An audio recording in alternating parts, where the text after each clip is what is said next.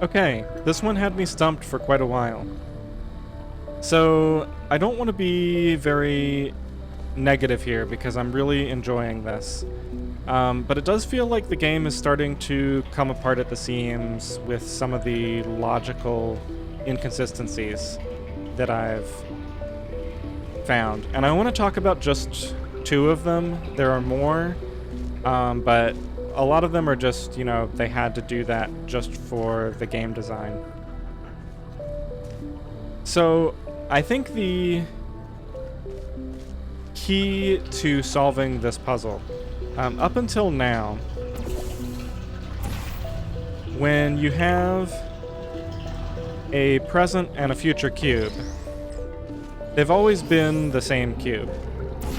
So this cube sits there for 20 years. We go over here and we pick it up and we come back here.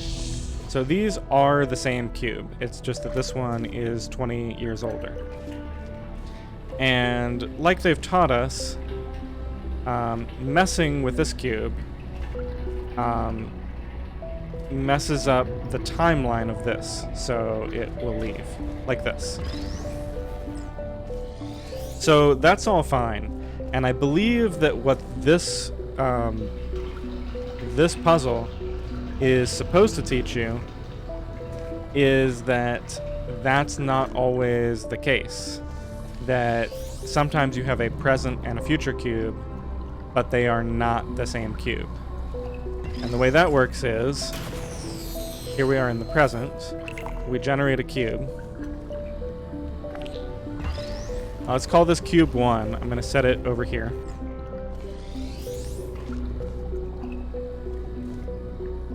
Now, if we go, you can see there's another cube up there ready to be dropped, and we'll call that cube 2.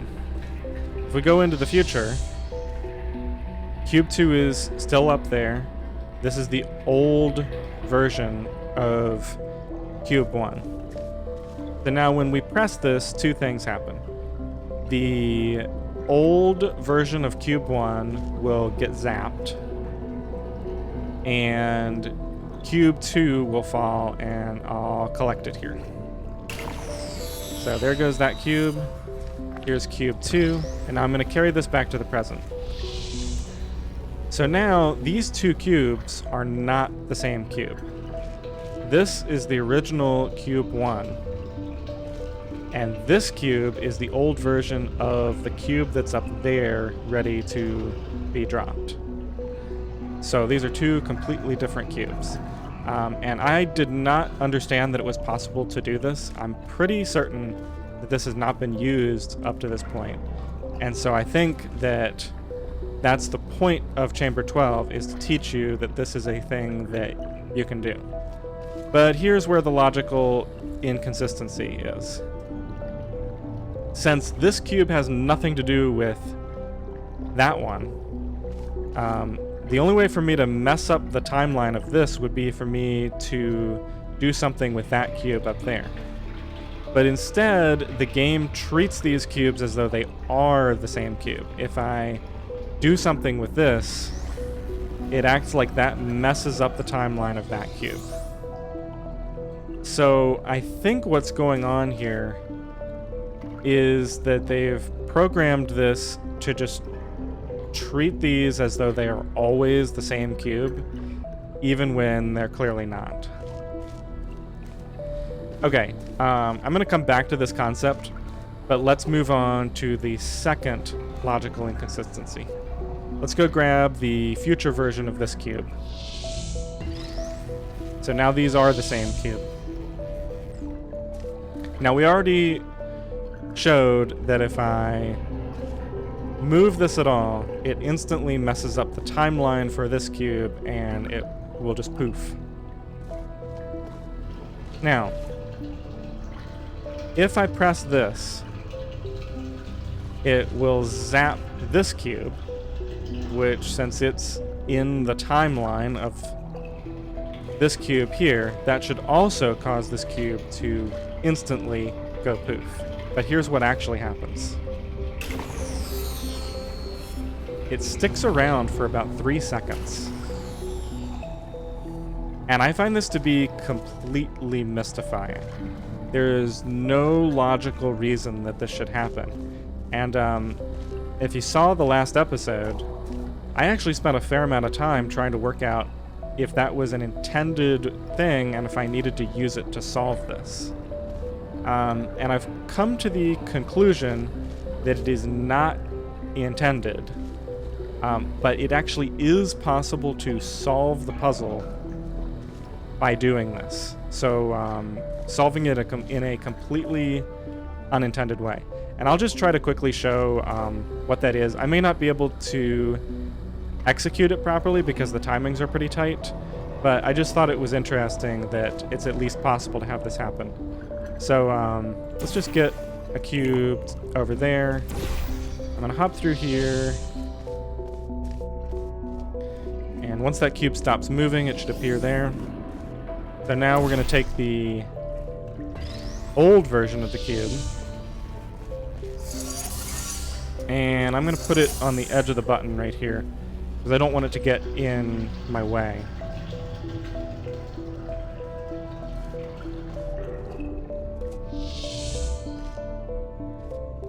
And now I'll need to be in the present with a portal here. And let's get into the present on this side as well. And I want another portal here. So the idea with this is I'm going to get a new cube. And for some reason, that cube will stick around for 3 seconds, even though it should not. And when that happens, I should have just enough time, if I do this completely perfectly, to run over here and pop a portal on this, and then stand here before this vanishes. So I'll be able to maintain my my angled portal surface there. And then I just shoot my other portal there, and when the cube falls in there, it'll go over to the other side. Now, the chances of me actually executing this properly on the first try are pretty low, but we'll just see if I can pull it off. Nope, I missed. So you can see everything went right there, including, I believe I managed to maintain the angled part here. I just missed when I shot my orange portal. And I did pull this off once, so I do know that it's certainly possible to do. And there's actually another more complicated way that you can pull the same thing off, but it involves going through like 6 portals in, I believe, that 3-second window. So it's probably impossible unless you're extremely accurate.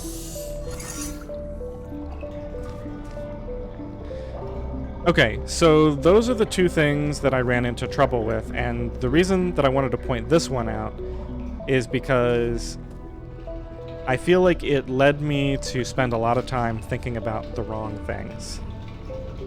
And before we go on to how I found the solution, I actually came up with this just before I started recording. This is a third minor logical inconsistency, and I wanted to test something. So if we go to we're in the future here. And what I want to do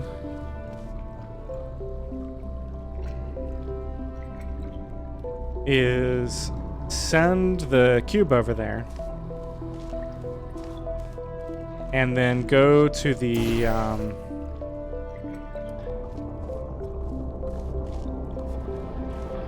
now I've got this completely backwards. I want to do this in the present. So I want to send a present cube over there. It should land approximately there. But then the future cube won't show up until it stops moving. So I'm curious as to what happens if I'm actually in the way before that happens. So I don't think I need to do much complicated here. I should have plenty of time to get over here. This is where the cube usually stops, so I'm just going to stand here and see what happens. Oh, that's interesting. So it actually occupied the same space as me. I'm gonna do that again. I'm gonna see if I can get a stronger effect. I think it was more like right here. Oh yeah, so it actually just spawns on my spot and then gets pushed out.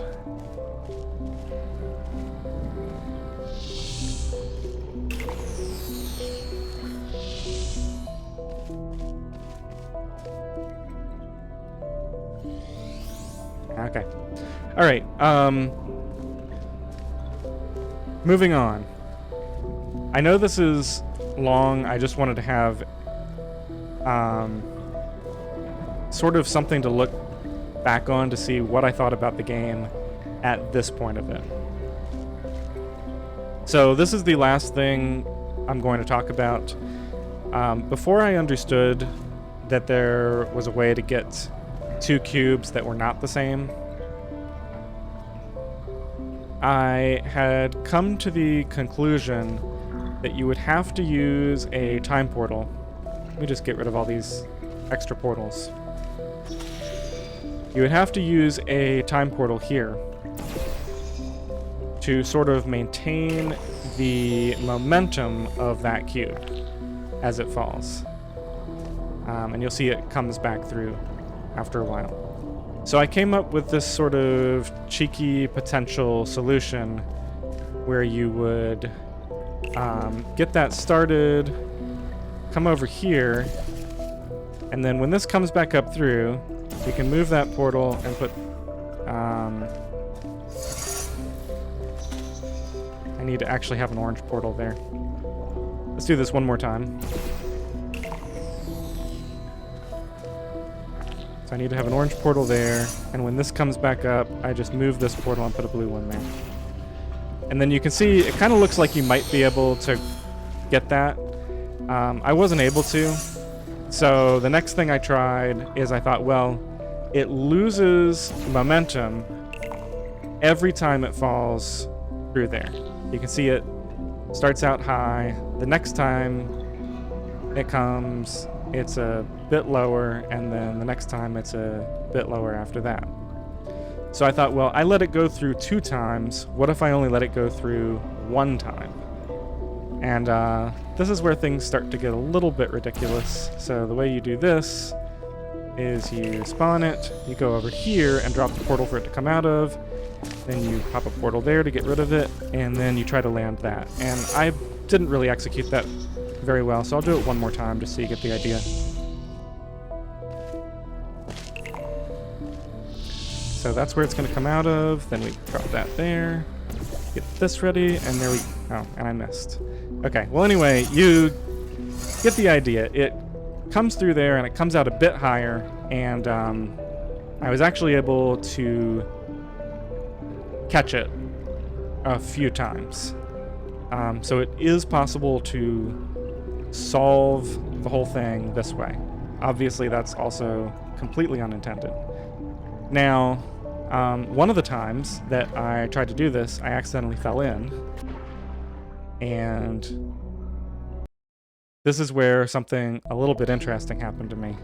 So my save point spawned me right here, and so I thought, well, I don't need this cube. That's probably just gonna, you know, not be used for anything. So I just left it there. And then, you know, I went and just get rid of all my portals. So I came back and I was just, you know, trying to do this same thing again. Let's see, we need to start in the future. So I went to execute this same move where I set this up, and then I jump here, and then I set this up, and then I put a portal there, and I messed it up.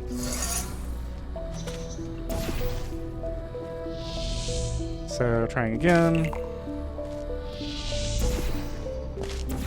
I shot it too early, so the cube didn't come through. Obviously, this is completely unintended. Alright, I'm getting a little antsy, trying to get myself more time at the other end of this. So let's give myself just a second. Alright, is something going wrong here? Thought I gave it plenty of time that time. There we go. Oh my goodness. I do want to actually do this one because it's pretty interesting what happened. So sorry for all the missing and failing here. I thought about recording this, but I kind of just wanted to pull it off live because it's not too hard. There we go. And so I looked and I'm like, where's my cube to catch? And I heard it land behind me. And you might have seen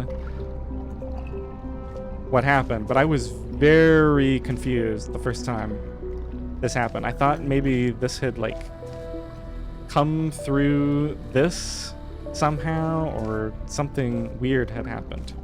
But of course, all that happened was I got this cube from the future, which means that I never did anything to the present cube that was on there. So, the intended solution to this puzzle, I believe, looks more like this. Let me just start from scratch, just so it's obvious what's going on. So first, you just get a cube over here.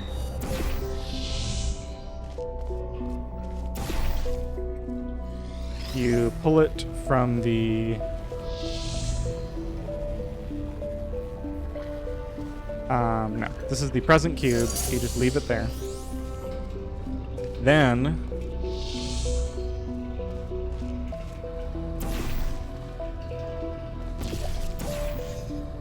in the future here, let me just get rid of all my portals. Don't want anything to be in the way when I go to shoot stuff. So now we're going to summon a new future cube, which will zap that, but not the present version of that. And then we'll come over here and bring it into the present, and then we'll launch it. So the way that works is you summon a new future cube, zapping that. You come here, and when it... Seriously? I don't actually need to do anything differently, I don't think. So when it comes up, you just move this over and shoot here. I didn't do that quite fast enough because I was talking about it. This really isn't that hard, I'm just letting myself get really distracted. Okay. We go here. I want these portals out of the way first. Okay, this should be it. So as soon as that comes through, we move that, and then we shoot that. Okay, I finally did it. It's not that hard, I just had some trouble with the controls. So yeah, that was a very long-winded explanation of all the stuff that I went through finding out various ways that you can solve Chamber 12. I can't believe I just did that.